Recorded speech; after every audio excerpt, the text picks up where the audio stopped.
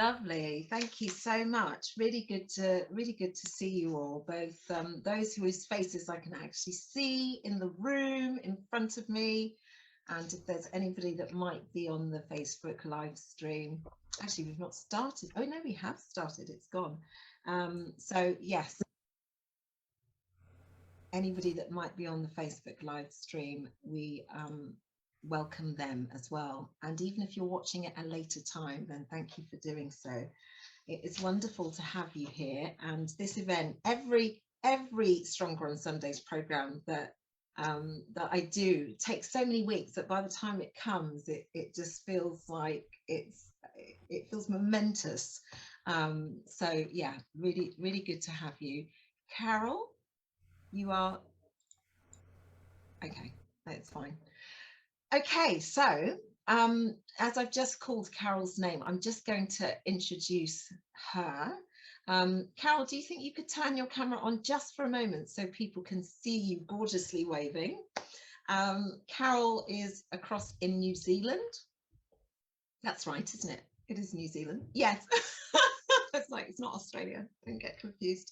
And Carol is assisting with tech support. So if at any point any of you do have any questions, anything that is concerning you in relation to tech with the session, obviously not random questions, but just something that's arising for you, then please message Carol directly with any of your concerns, and she'll do her best to try to help you. Please, I'm just going to go through a few things just by way of, you know, housekeeping, so to speak. I never really like that term, but we'll use it here for simplicity. So please do keep your cameras on if you can. It's really great to see your faces and see that you're engaged in the conversation. This is an important conversation, as are all of the Stronger on Sundays conversations. It's not light-hearted, but it is warm. It is a safely held, heart-centered space. But you do need to be present, so try as far as possible as you can to not be distracted. Obviously, I know that sometimes that's difficult, and you're in your home environments. We appreciate that, but as far as you can, if you can, keep your cameras on. Obviously, if the phone rings, or if you do get distracted, if you've got children who might need your attention in some way, perhaps then just turn the camera off, just that you are not distracting everybody else with what you're doing on screen. And then when you're done, switch the camera back on again if you can. Keep your mic off, and you might notice your mic goes off if it's been on by accident. Perhaps Carol will go and switch it off just to make sure that there are no noises coming through that will distract the rest of the conversation. We are recording this session, which you should have noted, and it is going live on Facebook as well. Comments can be posted to everybody in the group if you wish to throughout the session, so you can share comments in the comment box or in the chat box, and then we will try to create space towards the end of the session for any questions. As far as we possibly can perceive this, while we are on Zoom and we're used to using Zoom for meetings, this is really more like a video podcast. So that's why it's nice to sort of have your attention to what is being discussed, because you know, there's a lot of sharing that's going to be taking place in this space. So I should just say that as you were entering the space, you were listening to We Shall Overcome, which is a track by Franck Bion. Franck I met when I was in Paris, living there for a while. Brilliant musician, and I added my vocals to that track as well, and that can be found on all the good stores, I'm sure, and on the Spotify and YouTube, etc. So hello everyone, welcome to you all, both those of you, as I've said, who are here within the room, and those of you who might be watching via the live stream. I'm your host, Melissa James. I'm a singer, songwriter, and after the murder of George Floyd and the subsequent BLM uprisings, I became the creator of this video podcast series, Stronger on Sundays, to help facilitate conversations with compassion around uncomfortable matters of race and social injustices. The series had been on pause while I made plans for the forthcoming series, But of course, with the war in Ukraine starting towards the end of February, I just felt, I began to ask myself, first of all, quite sort of secretly almost to myself, questions as to why there was not, I mean, any war is awful, so it's not to diminish what people are suffering in this war specifically, but why there was such an outpouring of support, especially for Ukrainian refugees, why there was as much coverage as there has been in the media. When I mean, wars are not a new thing. There are plenty of wars that happen all the time that we never really get the opportunity to hear about. We don't see the suffering of people in those places, those countries. Yet there just seem to be large swathes, swarms of support for Ukraine in a way that I've never witnessed before. I mean, people wearing badges, all sorts of posts. Of course, the way the media guides our hearts, we get pulled in, as we should do, to support anybody. But why in particular this case? What was it about this war that was causing us to do this when we don't tend to do it with other wars and show support in quite the same way to other refugees? So that prompted me to want to organize this, really. I was, around that time of my thinking, I was put in touch with Dorothy, who's from Afrikans Rising, who is here with us on this call. Dorothy, you might wave. I can't see you, but you might wave just to, if you wish to, just so everybody can see you. And here we are. We began speaking, and it just, everything seemed to click into place that I would organize this very special program to try to raise awareness of the work of Afrikans Rising, and also to talk about this conflict and those people who seem to have been forgotten amidst it. So let me introduce my guests. I'm really pleased to have in the Stronger on Sundays space Coumba Touré of Afrikans Rising, who works, of course, with Dorothy, who we can now see on screen. Coumba Touré is a mother, sister, daughter with over 20 years of professional work experience in the development sector. She is a women's rights activist, author, development practitioner, an avid storyteller, and a Pan-Africanist. Coumba is passionate about the water crisis in West and Central Africa. She's a high-ranking member of the steering committee for the Alternative Water Forum in Senegal. Coumba is the chair of the Board of Trust Africa Foundation, and she joins us today as the coordinator of Afrikans Rising for Justice, Peace and Dignity. So welcome to Coumba. Welcome, of course, also to Dorothy. Enebechi Macaulay Ebuka is located in Budapest, Hungary. He works in international economic relations, legal and business aspects. He is the vice chairman of NIDO, which is Nigerians in the Diaspora Organization in Hungary. And he has been tirelessly, and we'll hear from him about this, tirelessly leading the management crisis team for Africans that have been fleeing the Ukrainian conflict, acting as a point of contact and tending as much as he can to the needs of Africans who have left the conflict in Ukraine to come to Hungary. Amaka, you'll have to remind me, I'm so sorry, Nowak? Yes, that's correct, thanks. I said the first part of your surname incorrectly. Will you say it for me correctly, please? It's Ohia. That's it. Dr. Amaka Ohia-Nowak is a linguist, a critical discourse analyst, and a diversity and inclusion trainer, co-founder of the Alliance for Black Justice in Poland, which is the capacity that she mostly joins us in today. She is also the president of The Word Idea, a training company for promoting diversity and cross-cultural communication and combating racial discrimination and the violation of human rights of people of African descent in Poland. She received her PhD in linguistics from the University of Wrocław. Have I said that correct? Oh, wow. Yes, perfect. Yes. Live music, thank you. Live music is an integral part of Stronger on Sundays conversations, helping us to hold difficult and uncomfortable truths. Today, music is offered by myself and also Alexander D. Great, who I'm pleased to say is in the room joining alongside everybody else who is guesting today. Thank you, Alex. Right. Alexander was born in Trinidad, grew up in London. He divides his time between performance, running his own record label, and doing calypso workshops in schools, colleges and university. He is Calypsonian in residence for the BBC and the Windrush Foundation and was twice UK Calypso Monarch. He has released 16 albums and EPs on his own label, Lion Valley Records.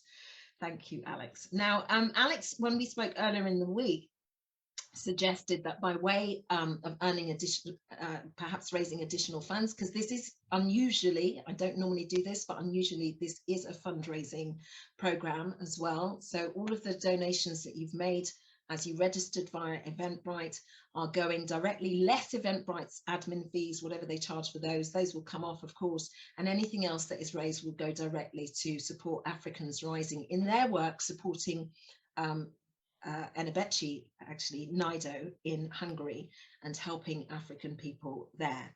So you can keep donating even if you've already made a donation. If you wish to make a separate donation, or if you haven't made a donation, you can do that via the PayPal details, which we will give out throughout or at some point during this program.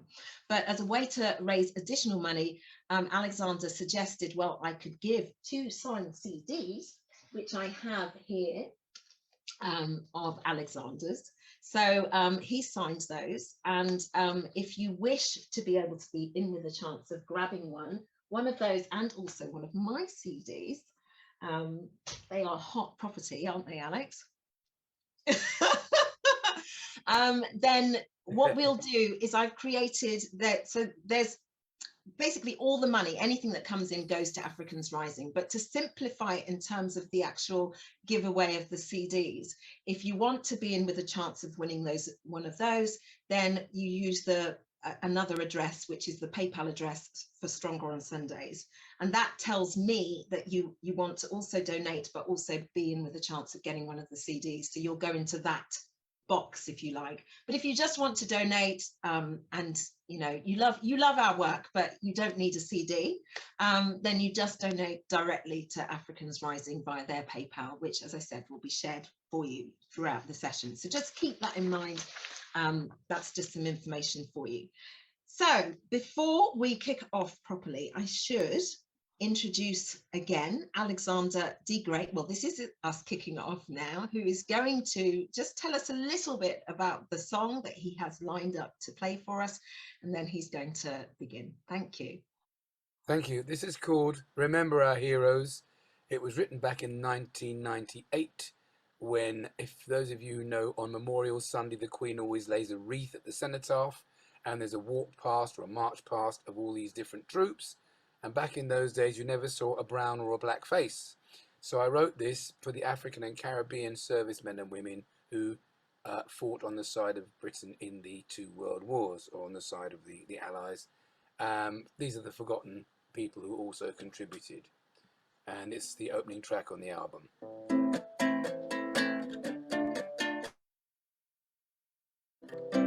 Hang on. It was all in tune before the program started. All right.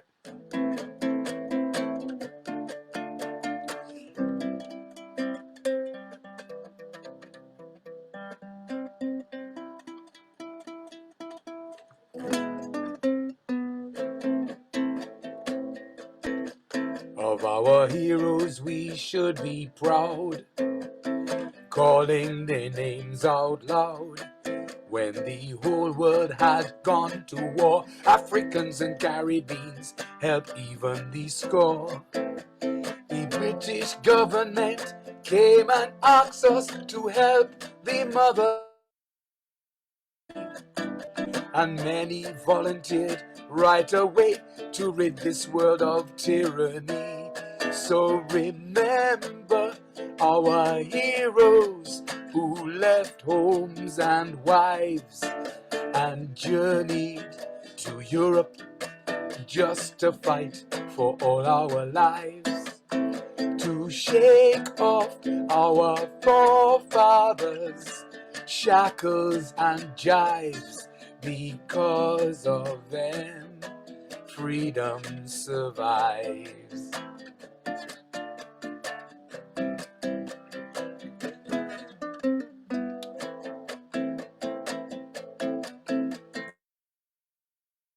To don uniform and to face the eye of the storm, Boys too young would lie above their age, filled with keen and justified rage. The Caribbean regiment fought for freedom and future equality, and formed a bridgehead for generations to come, for both you and me.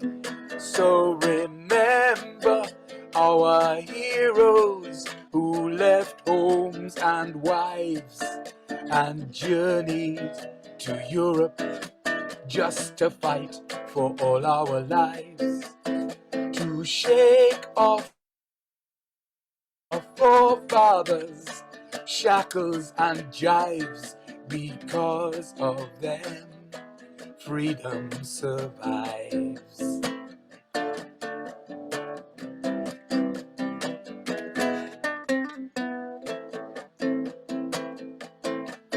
Many thousands left their home shores to assist in both the world wars.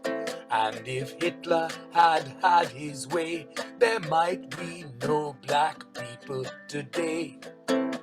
The Ministry of Defense once sought to play down their contribution, but without them you could not call VE through commemoration.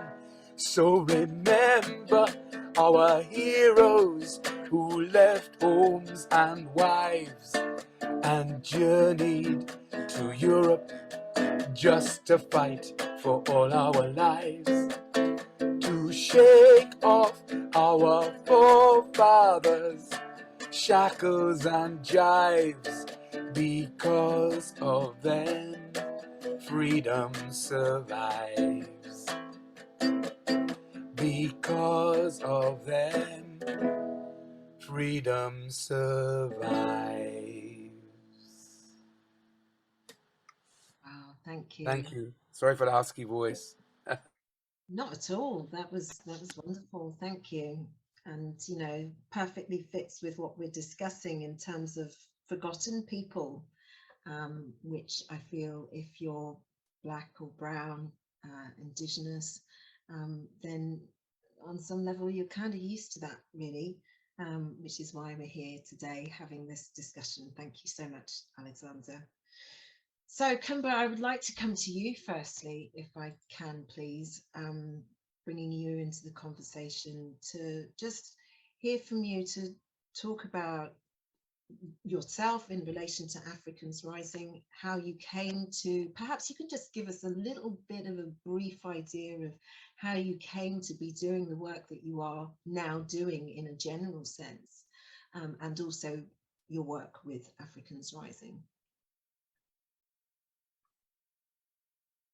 Oh, she's still with us.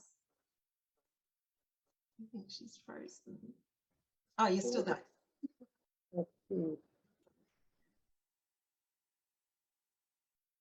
Can you hear me? Yeah, there's a little bit of delay there, though.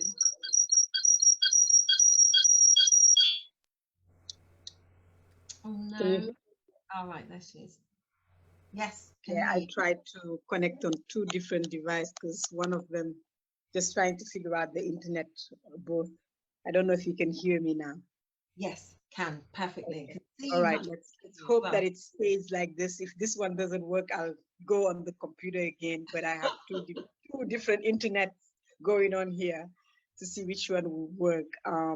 Your question about how I came to do this work, that would be too long of a story for a program, but here I am, living in Senegal, being one of the coordinators of Africans Rising for Justice, Peace and Dignity, and coming from a long tradition, I would say, of resistance, of women resisting in our own houses, with our own families before resisting outside.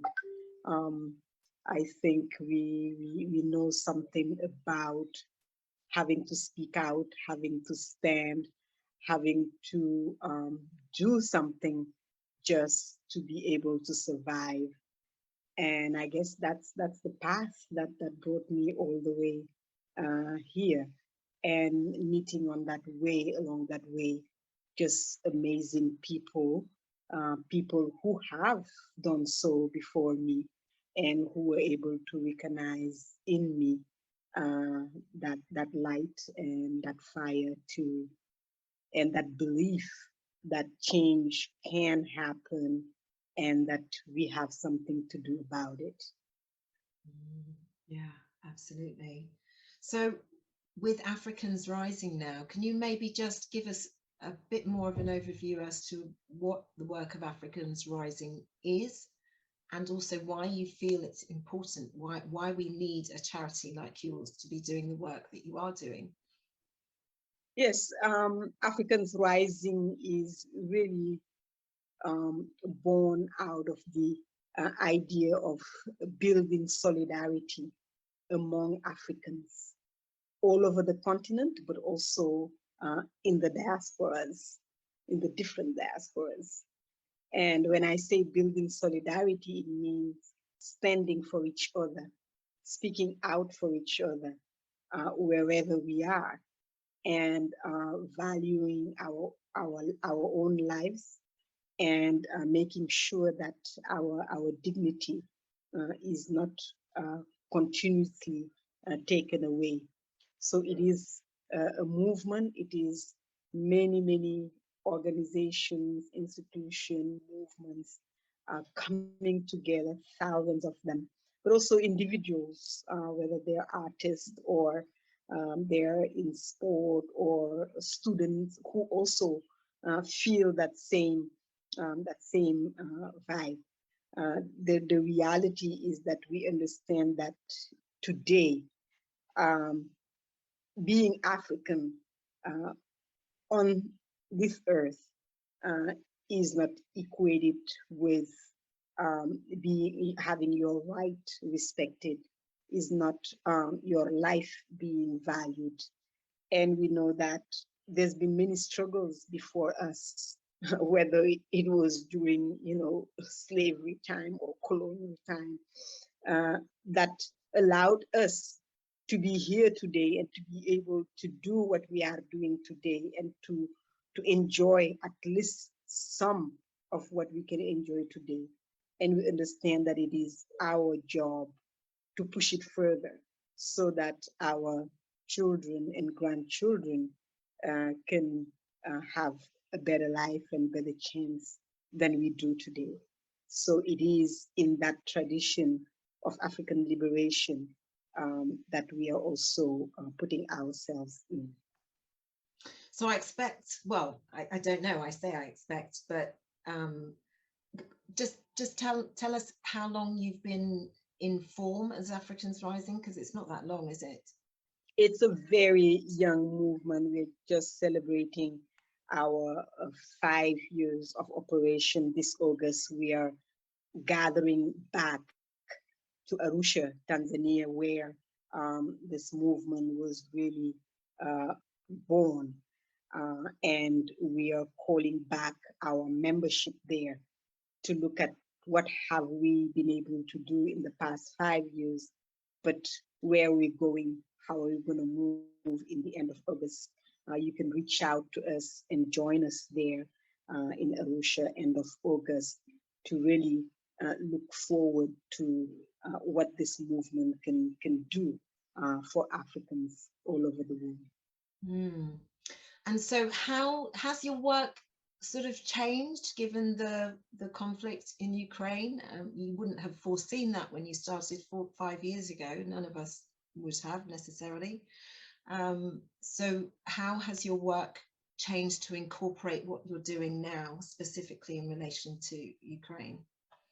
I wouldn't say that our work changed, but this is part of our work. Yeah. We are built, Africans Rising was created for solidarity among Africans.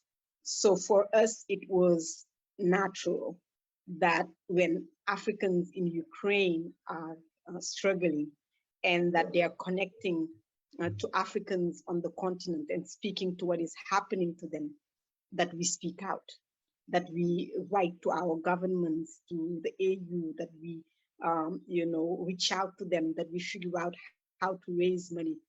To us, whether Africans are in Ukraine or in China or in the US or in England or on the African continent, when people rise up, when people are in need, we call onto our membership to respond, because we understand that we are the one that needs to respond first, and that needs to be there and speak out first. Mm. So what is your work in relation to Ukraine, and how, at what, well, I should, say at what point did you feel that there was work for you to do in relation to helping Africans who are fleeing Ukraine, and what is that work? Yeah, as soon as we start getting the information about Africans in Ukraine being stranded, being denied help, and this is long before it was on big news. But people, students will write to their family or to their parents that stay home, oh, there's a group of Nigerian students, facing this, and then, oh, and there are some people in Uganda, and then you see a post about some Senegalese people in Ukraine, and we're like, okay, what is going on and who's doing what? And realizing that it was not such a quick action that was happening from anybody. They were just left really to themselves. We felt that we had to speak out. We had to make a statement. We had to call on the people. We had to make the news look towards us, because of course, under when there is war, when everything was going on, of course, being African, does not mean that your story will be what people will see first, or even consider as the most important to put out. So as a movement, we saw that those stories were important, and we had to put them out and push for people to act. So to be clear, you weren't finding out information about how Africans were being treated or their plight in Ukraine via media. You're finding out about their plight via, word of mouth, essentially, people sort of speaking to one another, relaying that to their families, and then that is coming back to you. Yes, members, and our members, our coordinating collective members, our regular members are connected to people. And when people start sending, WhatsApp messages or images and speaking about, how many they are and where they are and what's happening to them, that's how the stories first came to us. And that's how we first started reacting and figuring out what could we do, what can our members do, and also asking the question, why is it so? Why being African means to be more in danger in a situation of war. Of course, we understood and knew that racism is prevalent all over the world. But in times of conflict, when decisions need to be made very quickly and people need help quickly, then the color of your skin can mean a very, very different thing. Mm. And so what has your work been, specifically even in relation to NIDO, and we'll hear from Enebechi soon, but what has your work been generally? Yes, the first part of our work is to bring the information out and to share it with our membership, for people to know what is going on, because many people didn't know what was going on. And still today, on the continent, many Africans have no idea of what's going on in Ukraine for Africans there. So it's been part of our work, and it's still part of our work to let people know what is happening. The second thing had been to look at who could we push to take action? And of course, we turn to our own governments, and like, where are your embassies? Who is taking care of who? And writing directly to them, putting statement, making the petitions, signing them. But then while that is going on, we also have to continue acting. We cannot wait for them to act right away. We started also raising money and connecting with Africans who were also helping on the ground, because some Africans in Europe were already, reaching out to their people and seeing what they could do.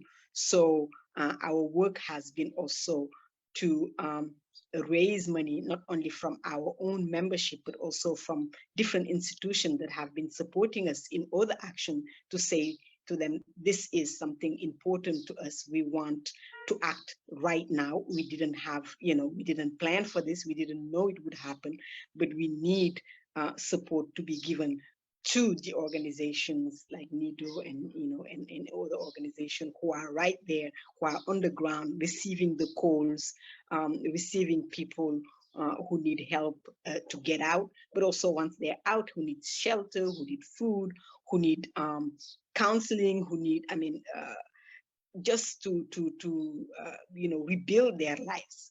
And it's not finished.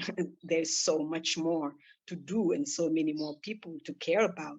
And this is, we are so grateful that you bring your voice to this and give us the space for people to hear and to be able, and we hope that more people will be involved and support. If anything, from this gathering and meeting, if anything can come out, would be for us that there is more support to the Africans in Ukraine, or who have been fleeing Ukraine. And if more people know and understand what is happening to them, and not only for them, but for us to foresee in the future what else can happen when you are African in places where it's your skin is not so welcome. Gosh, yeah, thank you. That maybe is a good point to bring in Enebechi. If I can't see you on my screen at the moment, but I know you're there somewhere. Can we bring you to the fore, please? I'm here. You are there. I can't see you. There we are. So what I would like to do actually, Enebechi, Carol, is it possible that we could play that first video from, I think it's is it Michelle, or is it, did we say, I can't remember, the 4-minute one?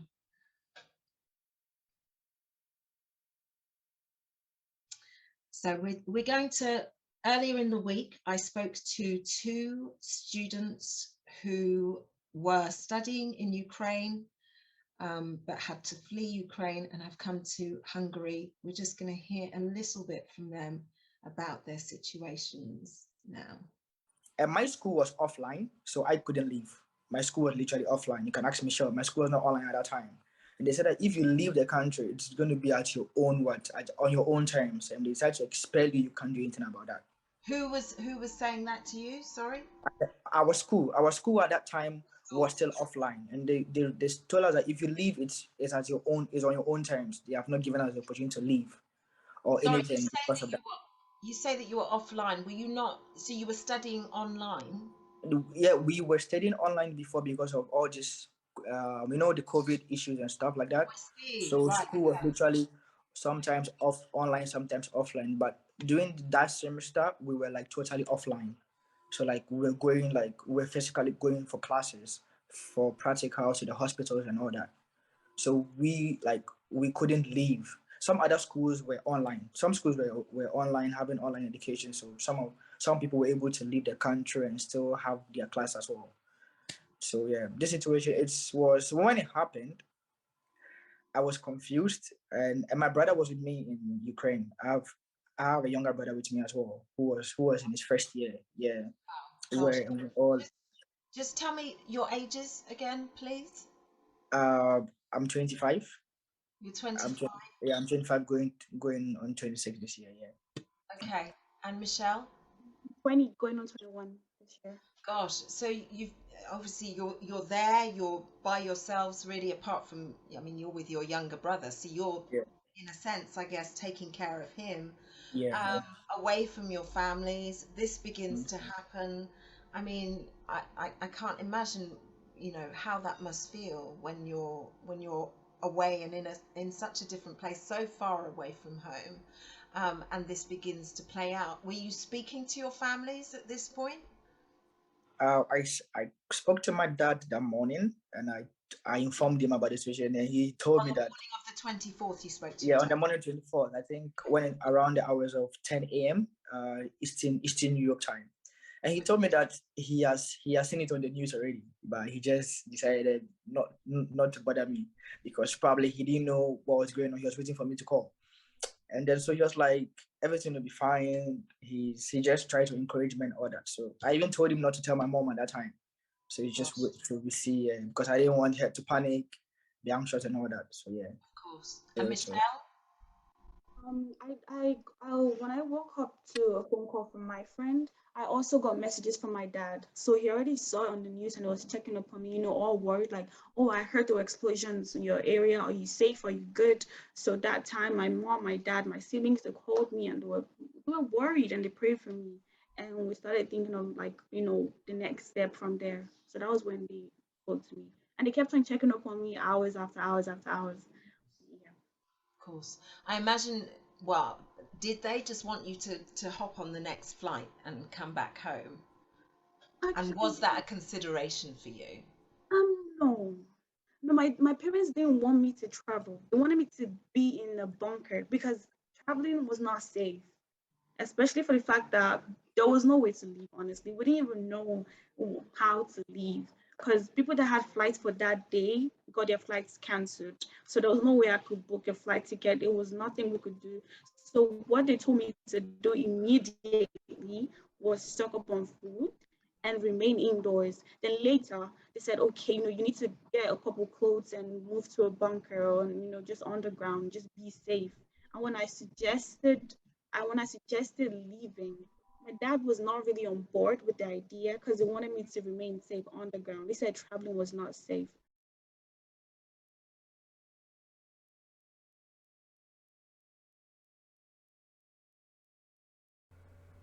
Okay, I'm so sorry about those distractions. You know, we do as much as you can to try to minimize the risk of anything like that happening, and in the end, people can use whatever email addresses they want, whatever names that they want to be able to come in, and we don't know. So I'm so sorry, because it is my intention always that this remains a safe space for us all to be able to have these conversations. But as in life, we can't guarantee that we're not going to come across or cross paths with somebody who tries to be a disruption to that. But just to say that we will not be admitting anybody else into the room. So it certainly seems like people, whoever they are, going out and coming in and causing the same disruption. So that won't be happening. Whoever's here now, you're the ones that are staying. And if for some reason there's a technical issue that kicks you out of the room, your Wi-Fi goes or whatever it is, then we'll try as best as possible to make note of, you know, be aware of the names that are already in the space so that you are readmitted. And if it happens that you're not admitted because we don't recognize the name, please understand why, but it's just we need to be cautious now. But you can go to the Facebook Live to watch the rest of this, where we hope there will continue throughout this now to be no further disruption of that kind or any kind. So if we can take a deep breath, and you know, we have to remember, I think, that you know, actually this is part of the work. You know, this is it. That when you're doing this, there will be people who will just want to be disruptive anyway, but there will be people who will not want to hear what you've got to say. And so we make a decision. Do we stop? Do I stop? And sometimes I do feel like stopping. Why am I doing this? I have to question. But then at the same time, when you see what's happening or hear, and I myself not even seeing what's happening, when you experience what's happening, that is the thing that propels me. So not allowing the people who want to silence me and to silence others like me who are trying to get these stories out, not allowing them to win, really, but continuing to keep going anyway. But we do have to be safe as far as we can. So yes, I do apologize for that. So thank you, Coumba. Enebechi, can I bring you back to the screen, please? Yes, I'm here. Great. I can't see you again, but you'll come forward. So, gosh, I mean, there's so much we could discuss, and we have. Just tell me directly about your work with NIDO since, or your, actually, to be clear, actually, and this only really became clear to me a short while ago. So you are the vice chair of NIDO, but essentially in Hungary, you are working alone. You came to Budapest 5 years ago, or you came to Hungary at least 5 years ago, is that correct? Yes. And you were studying, what were you studying? I did masters in international economic relations, legal and business aspects. Okay. And how is it then that you came from, from that 5 years ago where you were studying, you are now doing the work that you're doing, which is essentially on the ground, I mean, your phone, I don't think stops, and that's not an exaggeration, with students and other people of African heritage who have come from Ukraine, who are in Hungary, who are in Budapest, who need help, who don't maybe have, you've helped provide food, accommodation, basic needs, as well as doing all you can to even help to provide needs like getting your hair done. I mean, anything just to try to keep bringing a level of normality to people who have just come from a war conflict.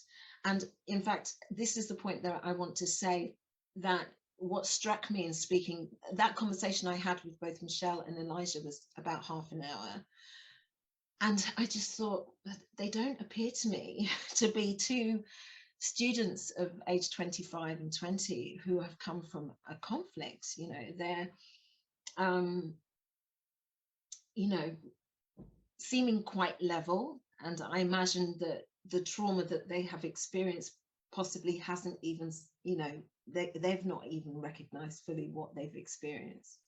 And I know that you've said that you do a lot to try to cushion people, so that they're largely not experiencing and seeing the things that you are experiencing, in order to keep them as comfortable as possible.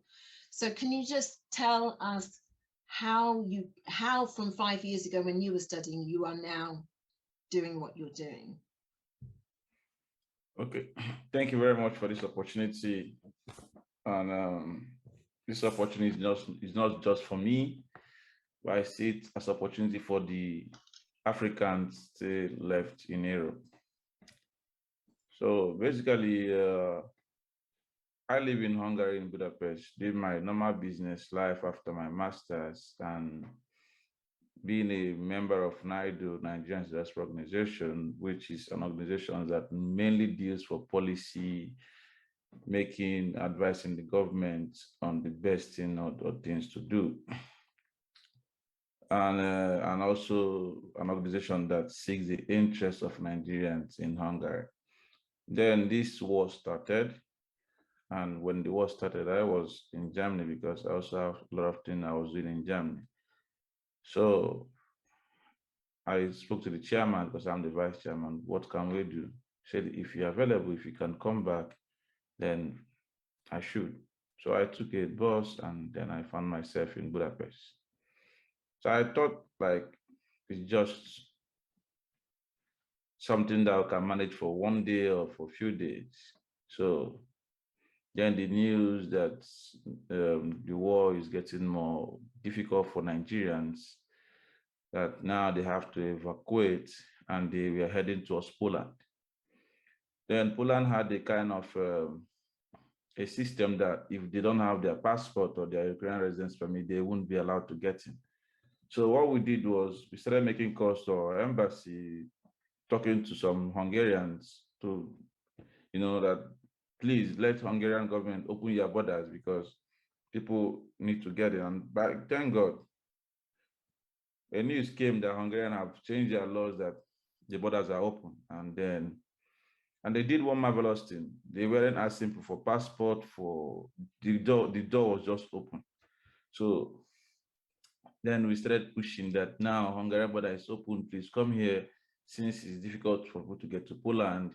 And then even those, because some of them were in Poland for a long time, but the problem at that time was like, from what I heard, that the Polish government or the Ukrainian government, or sorry, the Polish, Hungarian and Slovakian government didn't actually transmit a message to Ukrainian government that right now our borders are open for people outside, because usually Ukrainians are free to get into the European Union. So some of those borders at that time, even the Africans, they were even stopped in the Ukrainian border, as in they were even stopped, they were not even allowed to come in. Now, so when the borders got open, a lot of them started trooping in, we started announcing to them, okay, now Hungarian border is open. And then the most heartbreaking one was most of them, like you heard from Elijah in Sumi, their schools, we are holding them back from traveling, from living. And you can imagine that these kids, these children, even when they were trying to come into, like trying to find their ways to the border, the Ukrainian people were pushing them out of the train. I basically don't like to use the word racism or whatever the case is, but these kids continue to complain that we need to go. And they were telling them that you don't have to go, you have to be here. And they were like, we can't stay here. So I asked, okay, jokingly, I asked one of them, you are a grown man, why don't you stay and fight for Ukraine? He said, but we can't stand fighting Ukraine because most of them don't like us. And now they have been given guns. So what if even Ukrainians, we shoot them, So they were all scared of their life and they were finding a way to just leave Ukraine. And in that case, some of them with bag have to like drop their bags. And they complained that even in the train, like some Ukrainians have to keep their cats, their dogs in a seat, and they have to stand up, and they have to stand up where their luggage are supposed to stay. So most of them, they have to push their luggage out. Some of them lost their laptops, their everything. So fast forward, them being in Hungarian border. So now we have to go to the border to find out, because we heard that some of them were delayed. So when we came there, we found out that the Hungarian government weren't actually delaying them, just that some of them that didn't have their passport, they just had to stay for some hours so that they can document them and give them like a paper in which they can use. So we spent some days in that place, then tried to carry some of them from the border to the city nearby. And then that was the first point. We opened a place, like we had to pay for some hostels, some rooms that moved. So then we were just going there, and we had and also a member that, okay, fine, she was taking food to them every like 2 times a day. Then we found out that best for them is for them to come to Budapest, because the train from Zahoni, the borders, they give them free ticket to Budapest. So now they are in Budapest, they are in the train station, so making calls. And why the whole thing also escalated to my phone was the Nigerians in Diaspora Commission. So they had to put my number, that of Dr. Toma, on Twitter, like, we are here to just call them, So calls we are coming in from people we are calling for their kids, people in UK, in Australia, in China, in Malaysia, in US. So my phone was ringing non-stop, because maybe they don't even know that time they were calling, which is day for them, is night here. So Thank God I managed to have the strength. My phone was on. I was calming them down. Don't worry, your kids are fine. We'll make sure. So I think from that moment I was making those calls, I started making promises, which I'm fighting myself not to keep to those promises I made, because I made promises to them that as long as I'm alive, I have blood on my body, I'll make sure that your kids are secured. So I used those words to calm them down, and now it's haunting me back because I have to keep on doing those promises. So then the first time we got, so when they first came, I was pushing them to like different shelters to just stay there, and I couldn't even like make a proper video, or like, because at that time I wasn't interested to like do an advert or maybe praise myself or write their names. And my point then was like, just get out from this place, go somewhere and rest, you know. So some of them have been on the road for like days, like trying to find a way to, some of them, they have not taken their shower. So at that point, I couldn't think of writing their name. Just, I know you're Africans. I see how Ukrainians are being pampered, you know, when they're coming out from the train, there's a video following them like, oh, wow, you know. I also sympathize with them, but Africans aren't given that same opportunity. And not just Africans, I think even people from the Caribbeans, because they still call them Africans, black people.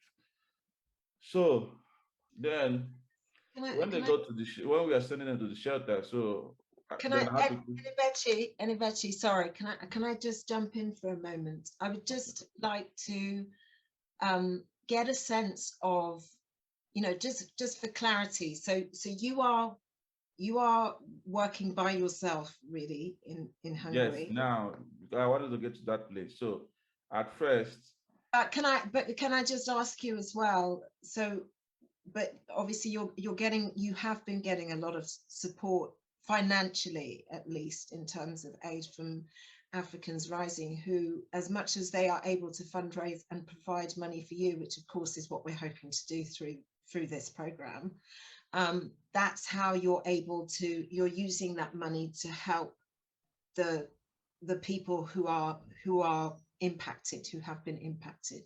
So how can you just maybe tell us, like, what is it you're providing exactly? How is that money being used? How are you helping these students, mostly students?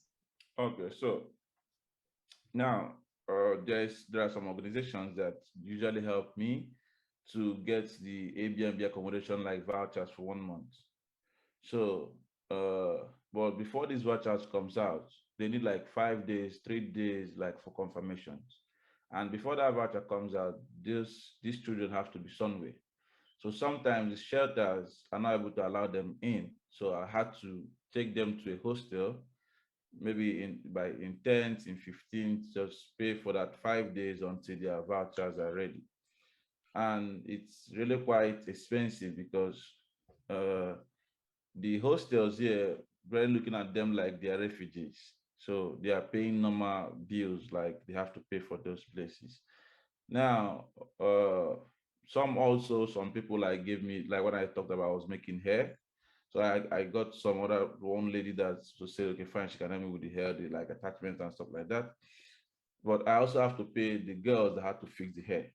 So what I tried to do was I tried to employ them, like, I mean the students, because I told them, see, if you have something you can do, if you can make hair, if you can barb hair, just come out and help your fellow students, and then I will give you like a stipend after doing that. So I was also spending money on making those hair. Then we are trying to provide the food, because at least every day we are making like 100 plates at the beginning, but now we are trying to reduce that, and making 100 plates about saying making like 500, 600, depending on the meal. So now again, I'm thinking of, because these Airbnb vouchers, they have gotten it at the first time, so they are not able to give it the second time. So, and most of them have stayed the 1 month which the voucher provides for them. So now, even with what I have, might not be able to give them further accommodations. And some of them also need medical treatments, which I have tried to take a lot of them for medical examinations. And one important thing is that some of them get free medical examinations, but some of them will go to some hospitals, depending on what they are going for. They will tell them that they are not Ukrainians. So we have to pay for that. Right. Then they get the prescription. I managed to make sure that they get the medication. So for those that need antibiotics, I can't just get that one. So they have to also go to the hospital, and you have to pay for some cases. You have to pay the doctor to just look at them, then prescribe those. And can I ask, so roughly how many, I know it's difficult to maybe give, to give a precise number, but roughly how many people are you trying to help? It's a very, the truth is that I can't get that number, because even, okay, in our WhatsApp group, I have 3 WhatsApp groups. They are all full. And I have like Telegram group, which have like 795 people right now. And some of the organizations that we are helping, like the Hungarians, basically not organizations, like Hungarians that we are helping at that time, they are no longer able to do it. So they are pushing my numbers to people right now. So every day I'm getting a number, and I'm trying to like see that these people have not even been gotten information, because they were in other groups, like the Ghanaian groups, like other country groups, So it's really difficult, because if I say now that, okay, fine, for today alone, every time I wake up, I see like 80 messages for different reasons. So by the time even in my WhatsApp now, I still have like 100 messages. Just these few moments, I was trying to do this stuff. So it's quite difficult. But what I can say is that we still have about 2,000 to 3,000 Africans in Hungary, and they all need help. Wow. And though most of them are trying to move to Holland, to Germany, but some of them are still here, because I advise them at first, it's not really the best to just move from one country to another. So that's why I'm also traveling, like trying to be sure before I can advise them to go to a particular country. If I'm not sure that these people, that if they get there, that they're going to get a longer residence permit to be there or work, I'm not giving that advice, which I told them they should give me for at least from 92 weeks to have a concrete information on where to go, and why also look to see if the Hungarian government can maybe exercise or maybe give them more dates. So it's really difficult, because like what I'm doing now is not something I planned before or pre-planned, or like I have a data sheet where that I'm saying, okay, now look at how many number of people I've met today, or I'm going to meet tomorrow. No. So as I'm waking up, I'm seeing different needs, people for medications, people for food. If we are not able to cook, I have to like sometimes call them out, okay, let's go to this restaurant. When I get there, maybe sometimes I'm thinking I'm going to meet like 2 people, and I'm meeting 10 people there, and I won't say, oh, I only asked for 2 people. So that's how, so it's quite difficult for me to say number of people, but I can tell you that we still have like 2,000 Africans in Hungary, and they all need help. Just like what I'm planning to do now is to see if I can start up something like a skill acquisition program for them, so they can maybe learn IT program or how to do some things, so that even if they must go back to Africa, at least they won't stay at home. Because I'm looking at them getting to Africa and being suicidal, because if they go to Africa and they are not in school, and they are not able to join any program, and they are just sitting at home, some of them, because when you hear them talk, they always tell me, what are they going to do when they get back home? Because most of them have already built their life in Ukraine. Some of them have businesses. That's something I'm telling people, that don't say that their countries are not in a state of war, that they should go back home. If they go back home, don't forget that most of them built their lives. Like, for example, the girls that cleaned the center for me yesterday when we are buying food and stuff like that, I asked them what were they doing in Ukraine, how they were surviving. They said they could cook. They usually like cook for students. Like, they have like their own parties. They cook. They make some money from there. They make people's hair. So they had some things they were doing that not necessarily from the money they get from their parents. So now, because at that time their parents could not even afford their lifestyle or give them property they need. So they have to engage themselves in all those other things. Helps them get admissions, like. Some things you're giving them little money at that time, but those things are denied completely now. So that's why they are fully dependent on organizations like charities what they can ever survive with? Wow, my gosh. Thank you, is all I have to say to that. Can we take a pause before we hear from Amaka?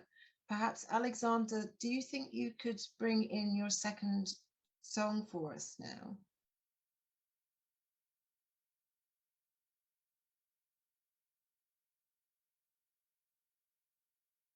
Can't hear you, Alexander. Okay, am I unmuted now? Yes. Can you hear me now?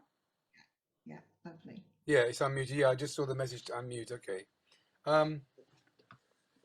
This was written when Nelson Mandela was released from Robben Island, and the world changed in South Africa, at least for a time. This is called Amandla Mandela. Amandla meaning victory or success, if you like. Amandla Mandela, Nkosi Sikeleli Africa. So that phrase, God bless Africa, I've used for the chorus. And because of the time factor, I'm just going to do 3 verses tonight. There are 4 verses. So if you're one of the ones who gets the album, you will hear 4 verses. I'm just going to do 3 for the sake of saving a bit of time, because actually it's 7 already.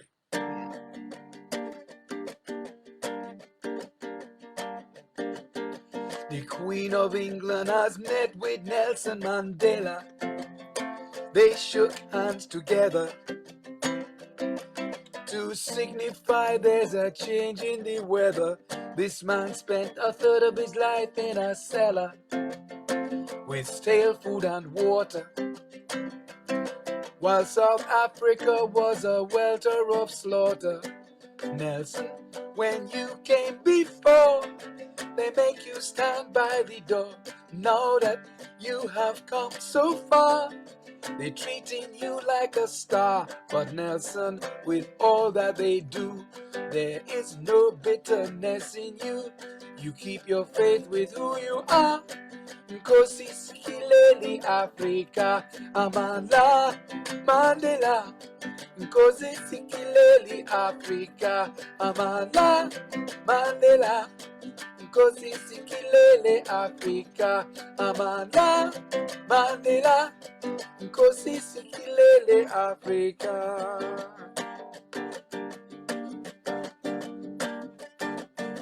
Apartheid had torn the fabric of life asunder. It couldn't last much longer, with the factions fighting to see who is stronger. They then realized they'd made a blunder. They at the end of their tether. People of Soweto, you could sew it together.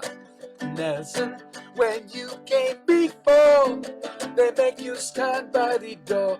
Now that you have come so far, they treating you like a star. But Nelson, with all that they do, there is no bitterness in you.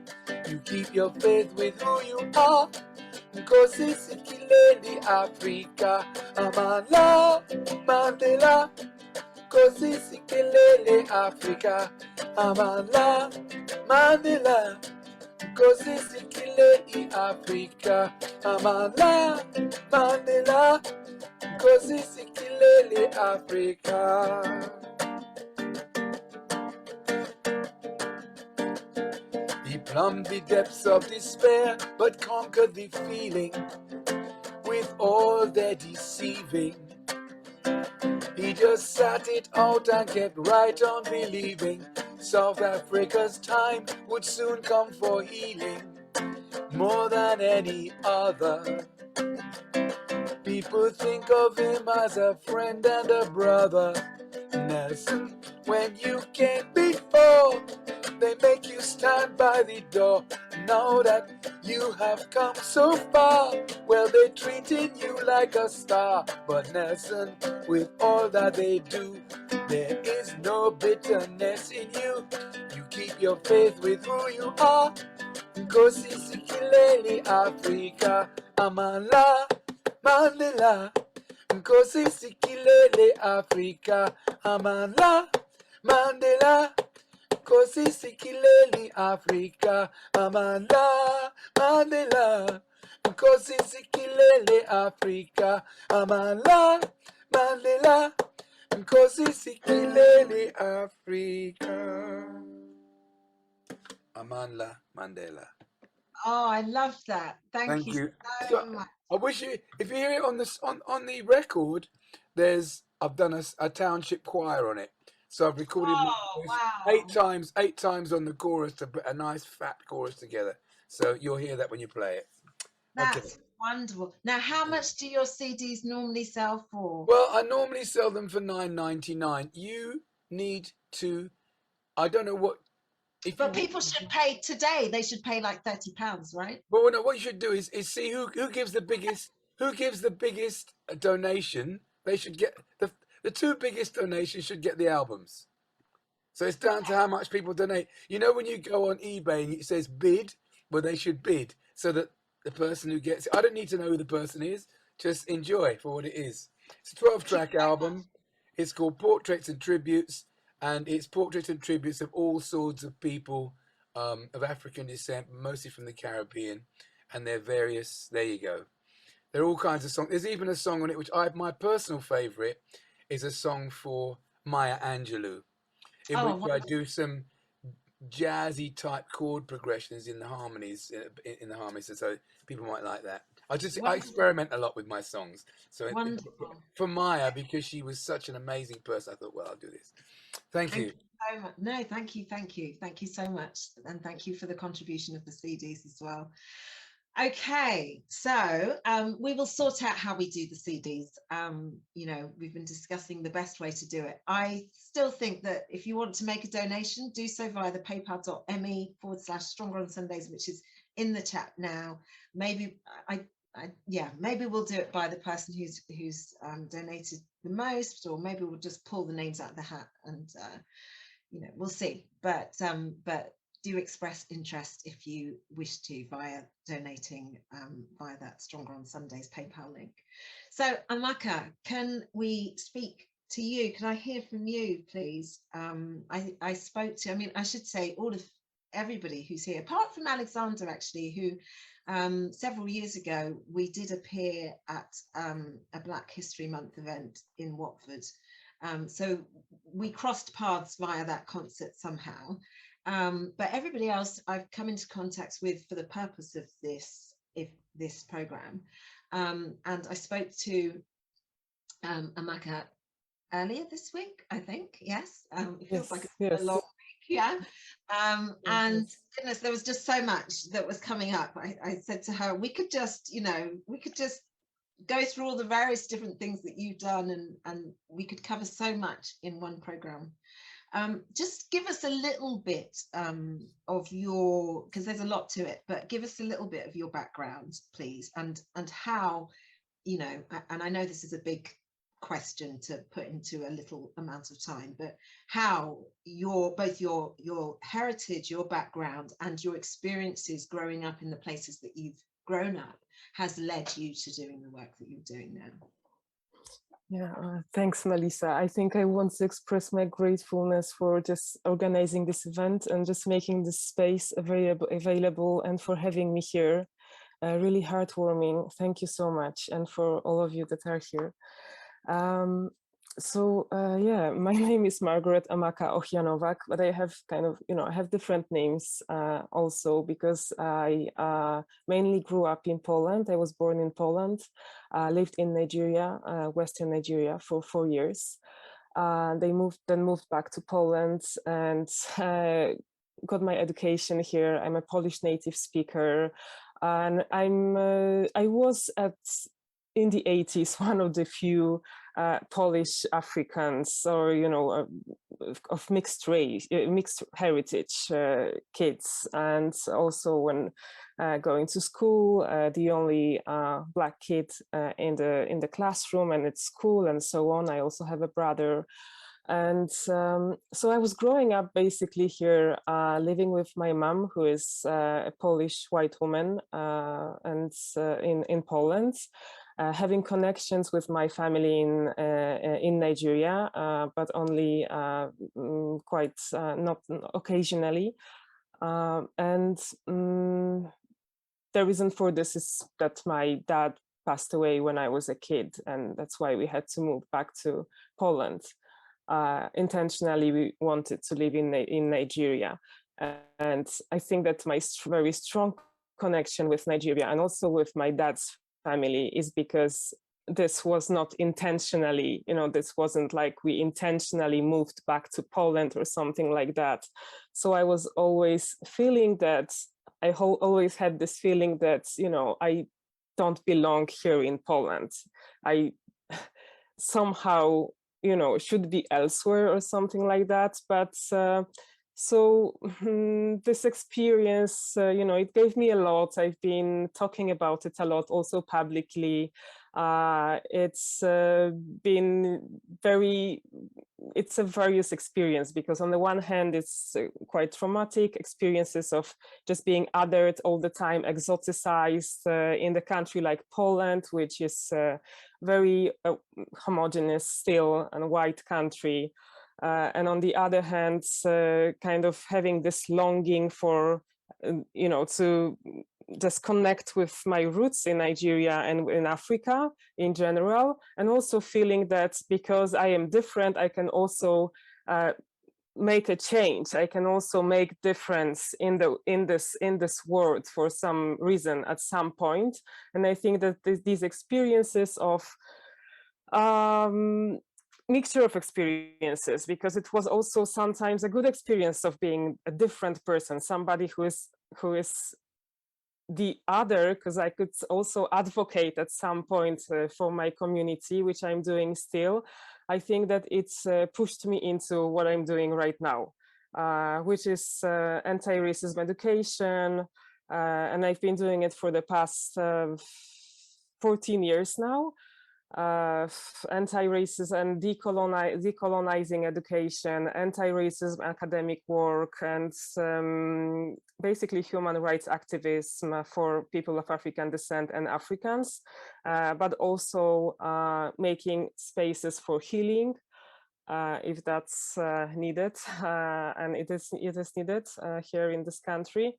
And also trying to also find spaces to heal myself, because situations like today, this evening, with the scams or whatever happened in our meeting before, they are super triggering for me, because I have grown up in a country which was allowing this kind of treatment of Black people all the time, even though it wasn't on a very surface level, very explicit. It was always, somewhere implicitly accepted, and it's still been there. And I, on the contrary to Enebechi, I'm actually using the word racism for such treatment, even if it's subtle on microaggressive level and so on.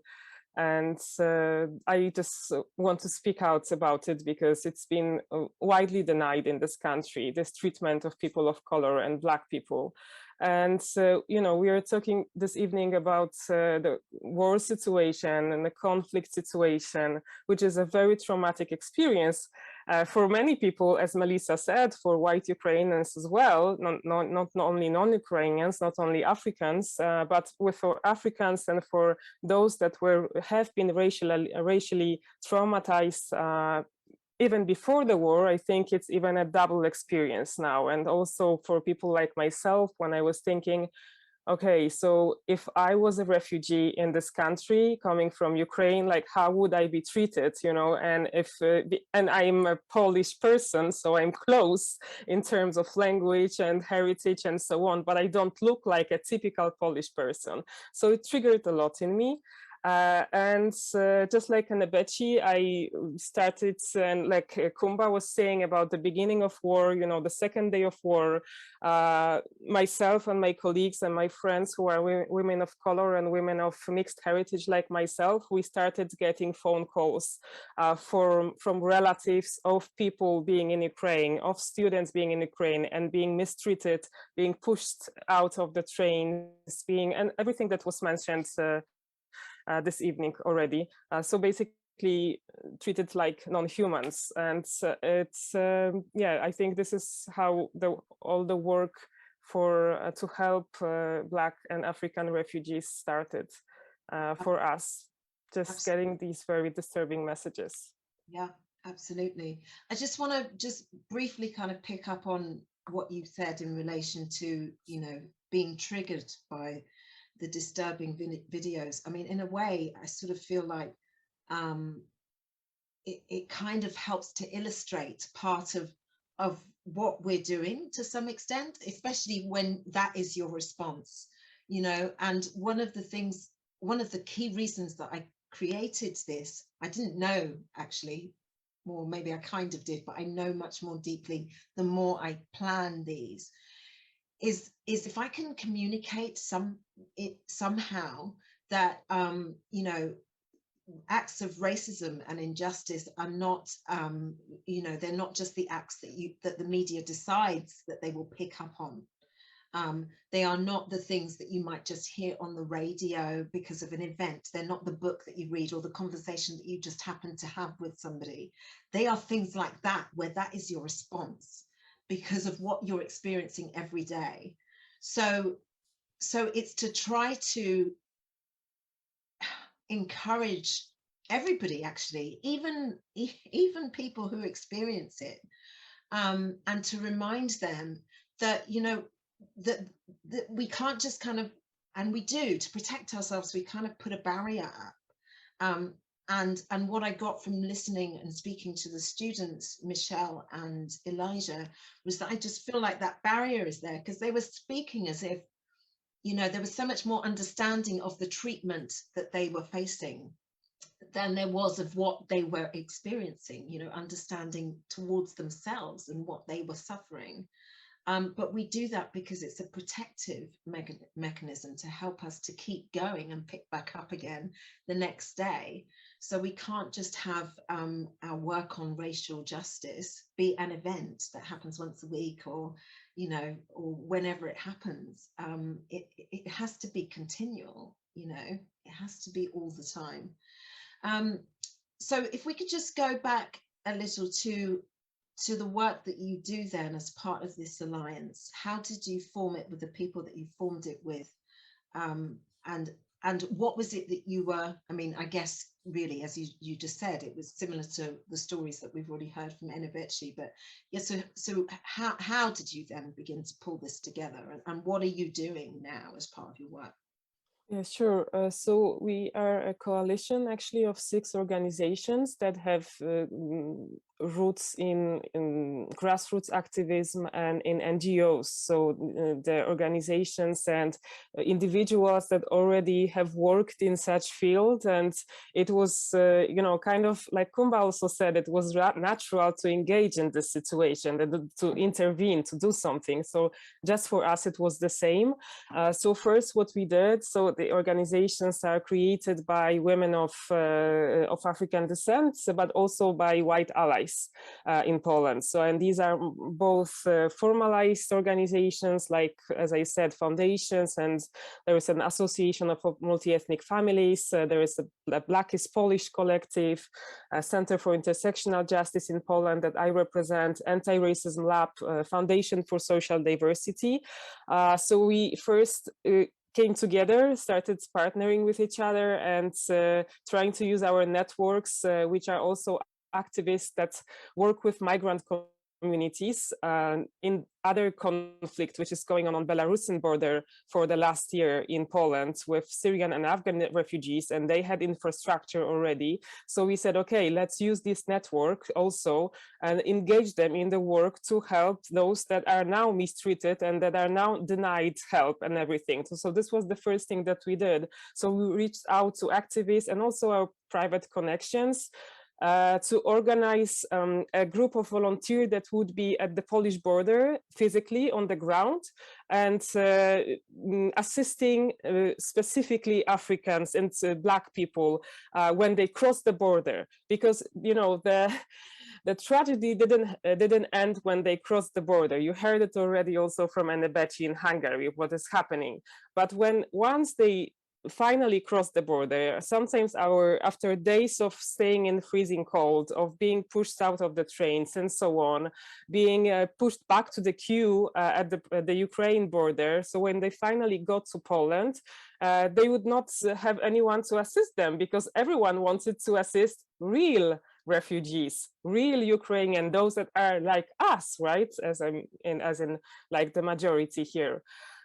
So we needed to formulate groups. So NIDO in Poland was helping a lot, but also, you know, like a few people cannot do everything. So we also formulated a group called Africa Solidarity, a group of volunteers, students, and Polish activists that were in a tent. They created a tent, and they were just giving immediate relief to this to these people, mainly young students, and also at the same time trying to organize transport, so buses that were because a lot of them were also not allowing Africans on the board in Poland, and they would be saying, oh, sorry, it's for Ukrainians, people with Ukrainian passports. So it wasn't explicitly said it's for white people, of course, but this is the systemic racism, right? So it's not very blunt. So we would also organize buses to large cities, to Warsaw, to Lublin, where I'm based, but also to Poznan, and also then to Berlin, to Hamburg, and to Germany, so to other cities. And this was also made possible by having connections with Afro-Germans in Germany. So this was the first reaction that we had, and also you know, looking through our networks, creating groups, help people of color in Ukraine, support Africans in Ukraine, all these groups on Signal, Telegram, and WhatsApp, trying to find accommodation, like a short-term accommodation for these people. And it was because we have connections in Poland, because we speak Polish, it was also, you know, possible for us to arrange it. And because we were just connected with groups that were helping people of migrant background before, and Africans before the war. So Somali Foundation, Africa Connect Foundation, and also Africa Another Way Foundation that I'm also partnering with. So we just used networks at the beginning, what we had. But then we, because it was such a, I mean, the needs were bigger and bigger, we just felt a need to do something kind of in a more structured way. So we're not exhausting so much each other, because it was super exhausting. Each of us wanted to go to the border. I live by the border. I went there, but then turned out that you cannot do everything, you know, individually. You have to kind of collaborate in this time of crisis. Everyone wants to do everything. So it was important for us to coordinate this. So we created a fundraiser administered by one of the foundations that is part of our partnership. And we also created the Alliance of Black Justice in Poland. It was also, you know, just in a very quickly done, because we wanted to have visibility, so then we can say who we are, what we do, and also we can really do the help effectively. And I would say, yeah, and we also, you know, yes, we are now a bit better organized across different cities, but also doing different things, dividing the work, and bringing immediate relief, such as food supplies, clothes supplies, but also working a lot with students. Even today, I had a meeting with 3 of them here in Lublin, because they got admitted to universities. It's good. They got the transfer finally last week. It lasted quite long, but now it turns out that they have no information. Everything is in Polish, and yeah, it's just an ongoing process all the time, something. And sometimes it's also just nice to hang out and to meet with somebody, and they need to just, you know, just deal with, like, they're 19. One of them is born in 2003. He's 19. He just started his studies in Ukraine. After first semester, the war started. Yeah, gosh. So how are you seeing evidence of, you know, how are they reacting on a, I mean, it's difficult to say, obviously, for a large group of people, but are you seeing evidence of how they've been impacted in any way, and what can you do? How are you able to support that, if you are? Yeah, so some of them shared that it's really uncomfortable situation for them, and it's the minority. Some of them use the word that it was a trauma for them, and it's been a trauma. But I only knew it when I asked them whether they would like to speak to me or to one of my colleagues about what was happening. And they said, no, it's just too difficult to speak about it, to speak about the feelings, because it was traumatic. But most of them, I think they're still in shock. They want to get their life sorted, as they say here, as in get into the studies, get the temporary resident permit that we are also assisting with and paying for, with and using legal advice to do so, which is also, you know, a long journey in Poland if you want to apply for it as well, and find a place to stay. Also partnering with International Migration Office that is partnering with Airbnb, like Enebechi mentioned. It's also here in Poland, so we are using these resources, but this is also only for short term. So we've started paying for a long term as well. But then, you know, there are other obstacles, like when we find a place for, I recently found a room for one student and called the owner, because I speak Polish fluently, so you cannot tell that I'm not Polish. I am Polish actually, but you cannot tell what I look like. So he said, yeah, everything is fine, it's okay, they are foreigners. And then when we show up, then he said, oh, but you are not from Europe. And I said, yes, I told you we were like the student was a foreigner. And he said, oh, no foreigners, sorry, unless he speaks Polish. And I said, how can he speak Polish? He just came from Ukraine, he's African. So all these arguments, and then he's raising the deposits to the double price. He said, okay, but the price is double for the deposit. And I said, no, I cannot accept it. This is systemic discrimination, sorry.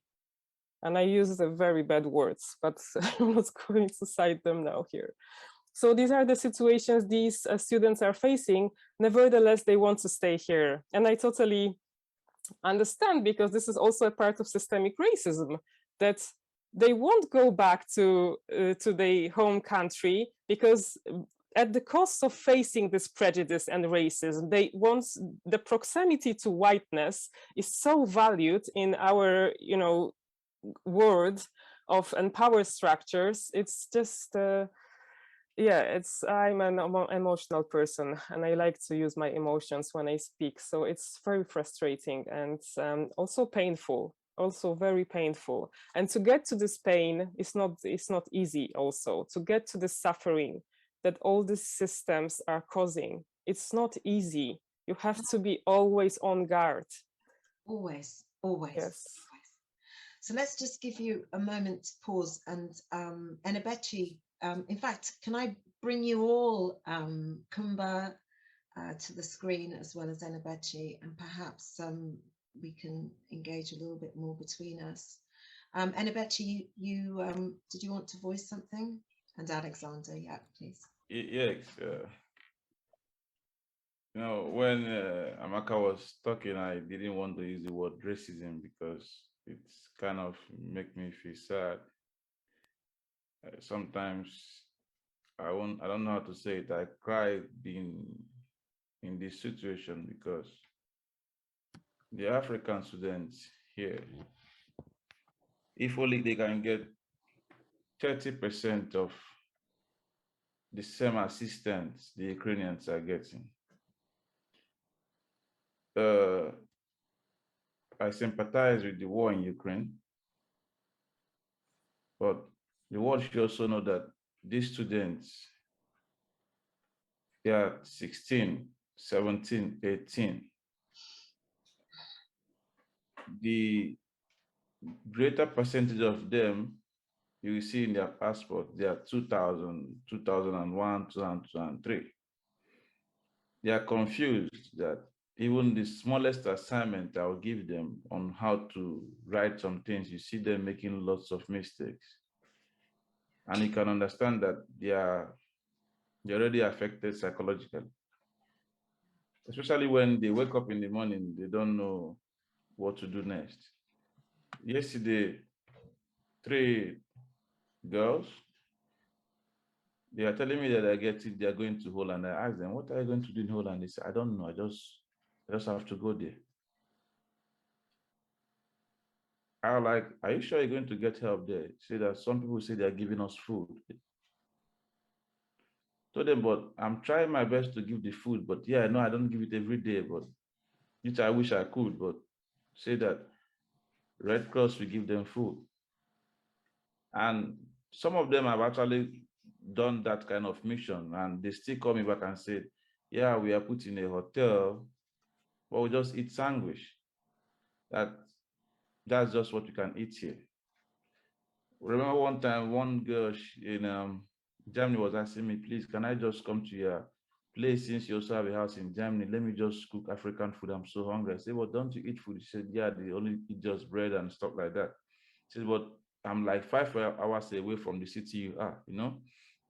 So now, one of the things I'm looking at here is, why are Ukrainians offered admissions to schools without transcripts? As I'm talking to you now, one guy I met yesterday just wrote me. In his message here, he's telling me that his school is not allowing them to get their transcripts. So Ukrainian schools are holding their transcripts. They are not allowing them to even leave, just like Elijah said. Now, some that have gotten their transcripts, why are European schools not allowing them to transfer? Well, Ukrainian students are transferring without a problem. They are calling them to come in, just come, we have free space for you. The same thing with the job market. The Ukrainians have been asked, come and work, come and work.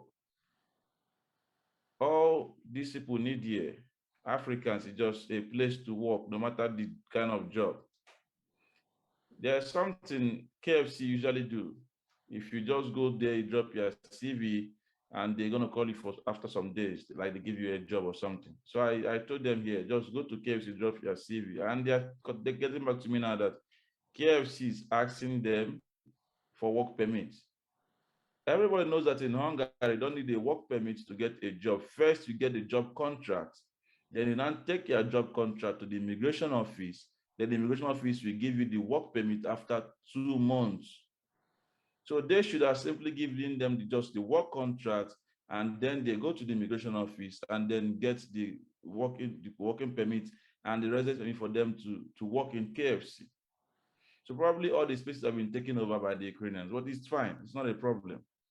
Then why torturing the kids by giving them 1 month, 2 months, not making them feel welcome? And I can tell you, in few weeks or in 1 month, if African leaders or if the good Western people don't speak out, try to help these kids, I sense there will be a very big problem, because they are just going to be in the streets.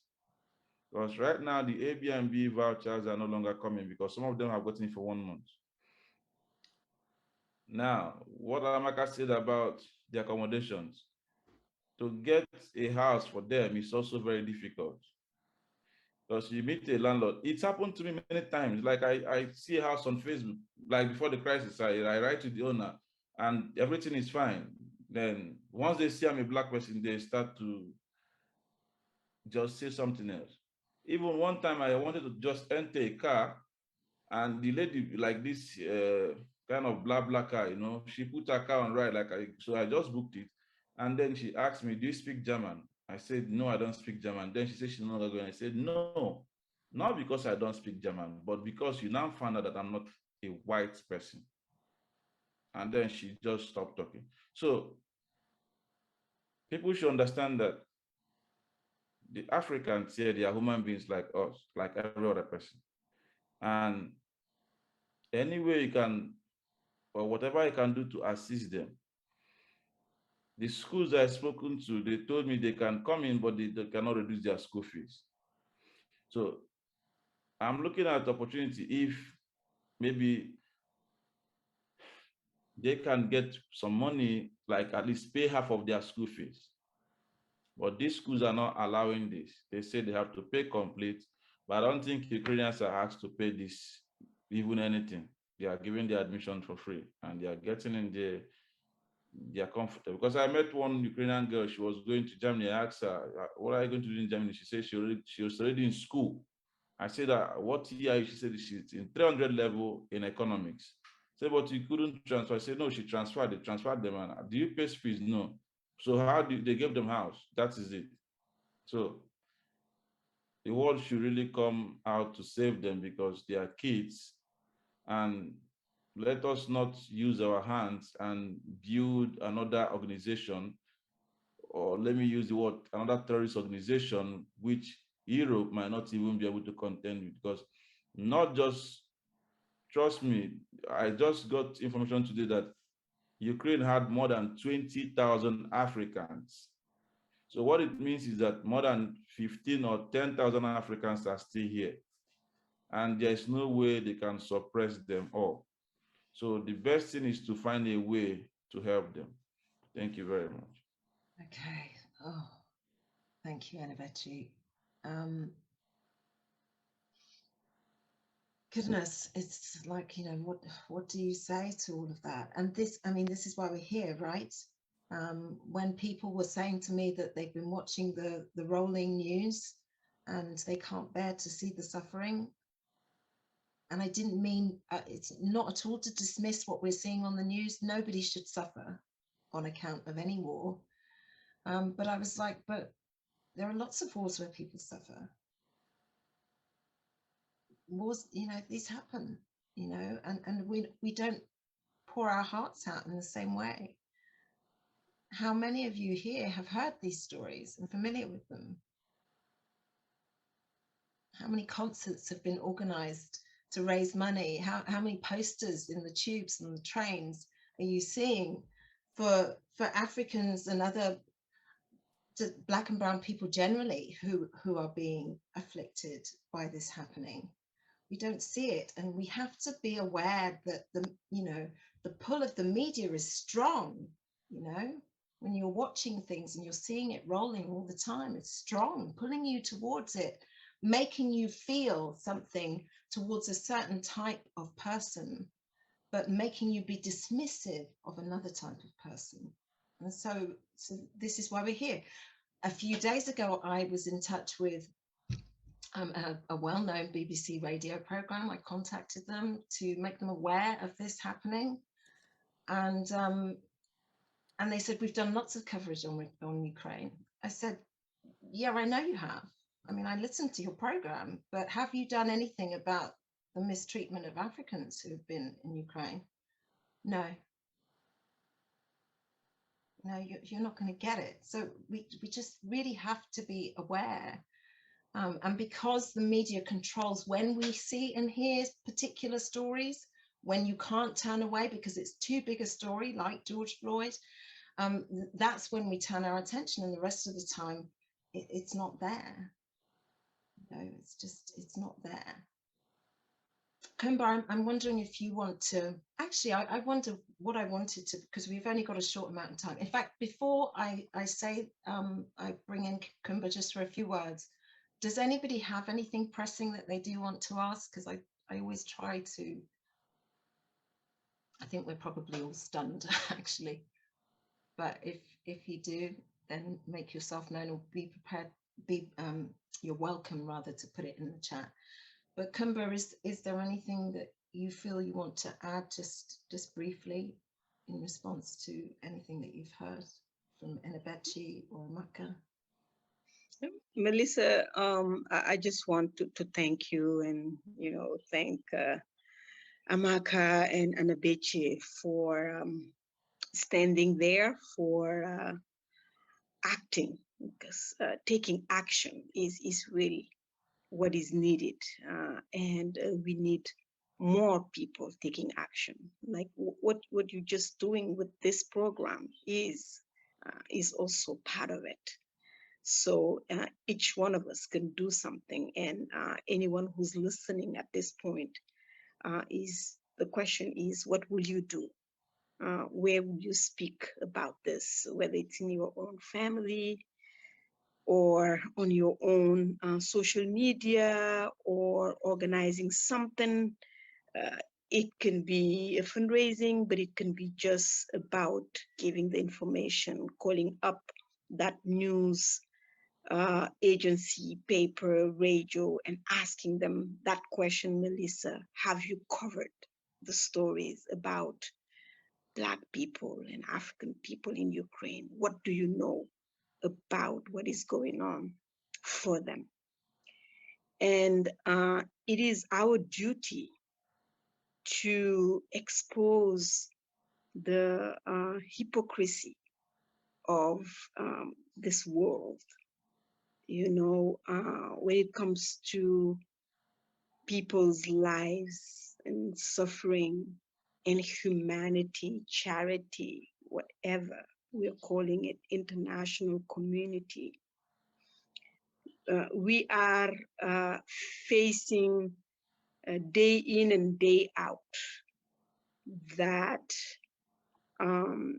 there is a lie about considering our lives, Africans' lives. When I say Africans, I also mean Black people. And the war only is a underliner. It is something that we live in every day and that kills us slowly every day. There are many people who are losing their lives just because they're Black. Maybe not under the knee so people can film it, but it could be just as simple as malnutrition, not having access to health, or young people crossing the sea or the desert to get to Europe because this world is saying that we living in this Black skin are not allowed to be, you know, to travel, to go where we want and to do what we need or to dream, you know, of a different life. And it's something that is legal. It is legal to prevent Black people from moving around, even if their lives are in danger. And the war shows it. It faced, and I think this war in Ukraine is something that we didn't foresee, that we never wanted or even thought of.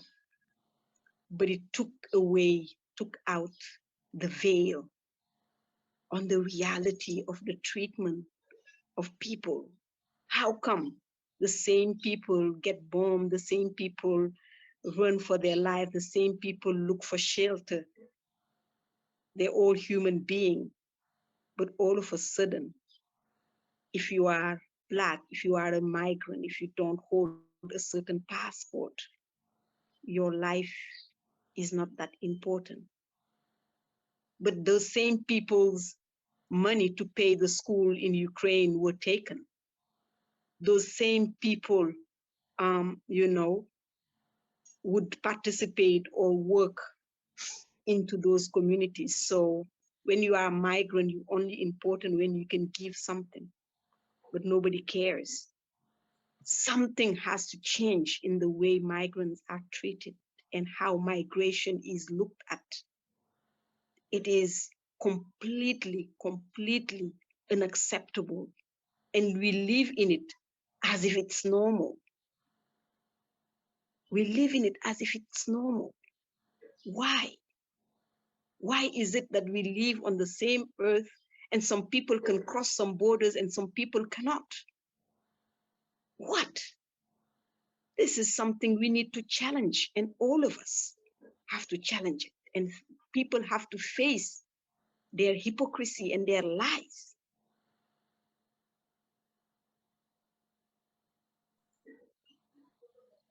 Thank you, Coumba.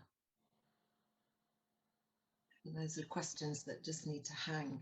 And, you know, I would just like to add on to those you know, when we might be looking to support, you know, efforts of people who suffer at the hands of racial injustice on any level, in any way, I would like to encourage those who are more privileged, who are white, who don't suffer in that way, to not see it as helping the poor Black and brown people, but to see it as actually it's helping your own heart. Because I couldn't live just kind of, you know, seeing privilege happen, but and we all do, you know, on some level.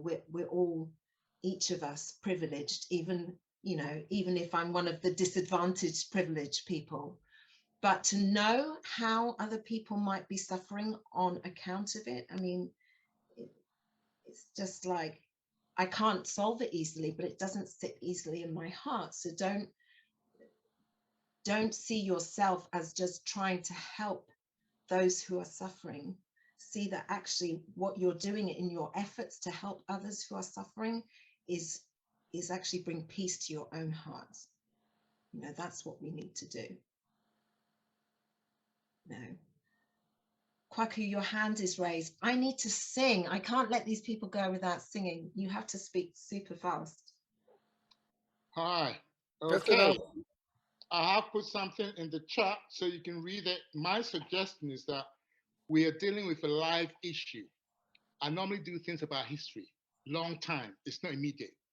This is something that's happening. I think there should be a call to action from this event, or else what we'll do is Kwaku, there is. Hold on. I just came on, so in case I've missed it, let me put it out there. It may be what you've done, or I'm adding to it. So let me just say, my suggestion is that after this, you and maybe some of your colleagues, you can wrestle some sort of release that goes out on your social media platforms and tagging as many of, because we say the media are not responding. So maybe call them to account by tagging as many of those the Daily Mail, Telegraph, the Sun, whoever, and then if you send it out, we'll retweet it. So maybe you can get a hashtag, but it should be about specifically about Afrophobia. And Afrophobia is what impacts people of African heritage, whether they're from the continent, as I've said in my tweet, a Ghanaian, or from the diaspora, a Jamaican, because when they see you, they don't know whether you're from Africa or from the Caribbean. They see an African. So we must be mindful of the kind of racism we're talking about, not general racism, very specific, anti-African, which is Afrophobic. Yeah, why aren't you getting the room when you get there? Because you're African. Why are they raising prices? Because you're African. So I think that needs to go out, and I'll be happy to tweet, and I'm sure other people in the room will be happy to retweet. So I think if you do it tonight, if you're lucky, if one paper publishes it for tomorrow, that'd be great. So we should do it tonight to catch tomorrow's press if they are interested. Oh, that's a big question, but we'll leave that hanging, shall we? Okay, thank you, Kwaku. Very, very quickly, I'm going to say my thank yous just to all of my guests. Dr. Amaka, oh, say your surname for me, please. I don't want to get it wrong. Ohia-Nowak. Thank you, Melissa, for being such mindful.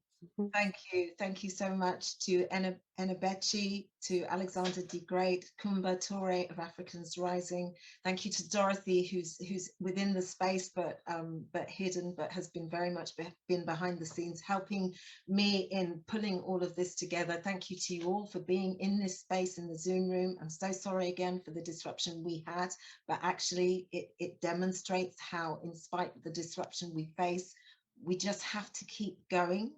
And we have to keep going to help others, but we also have to keep going because I can't keep going unless I'm doing something to help both myself as part of the plight, but also the others who suffer. That is why we're here, to help each other. We're not just here to kind of, you know, get up and have a nice time all the time. You know, we've got to keep going. This is what we're here for. If anybody is engaging via Facebook, either now or later on, thank you very much for doing so. And yeah, let's just keep on. So the PayPal details have been shared several times throughout the throughout the session, so I won't go over all of those now. We can keep engaged with the work of Africans Rising by their website, and I think that's, yeah, Carol's doing all she can to share all the links. And of course, as I said, thanks to Alexander, we do have 2 copies of the CD, so you can donate to the Stronger on Sundays PayPal to be in with a chance of winning one of the 2 copies, and also do that to be in with a chance of winning one of mine as well.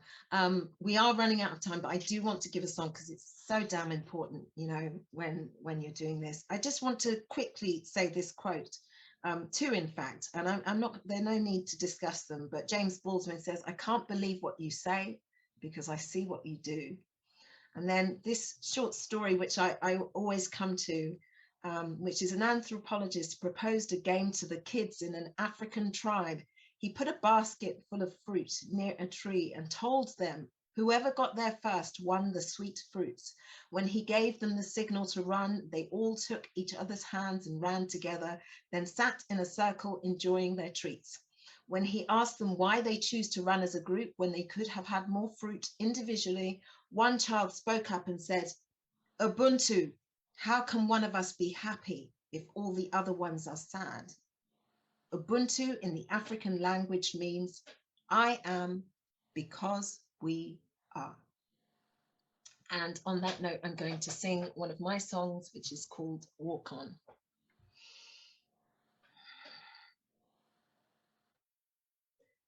Walk on, walk on, through the heavy, muddy waters. While you may not see the road, just trust and know that it's there. And as you're stepping high and low, without aid, you will find the need to always have the answers will drop away from your side. Walk on, walk on, through the land that seems so foreign. You don't have to have a plan. It's time to get to know your heart. Simply listen to the calling, that inner voice that's inside you. It is the truth that rests inside you. From this you should never part. So walk on, through the thick and muddy waters. You may feel fragile as you go. The way ahead may not be clear. Allow yourself to feel your tears, 'cause everything will pass in time. Leave those old narratives aside, 'cause courage waits behind the fear. Leave those old narratives aside, 'cause courage waits behind the fear.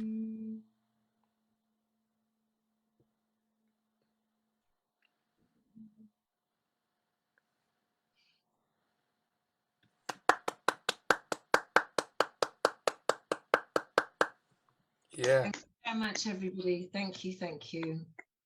Thank you, thank you. Go well, go with engagement, stay engaged. Tweet, as Kwaku suggested, tweet, post, contact your local media, contact the BBC, gosh. Yeah, do as much as you can. But stay engaged, that's the main thing, stay engaged. Thank you so much.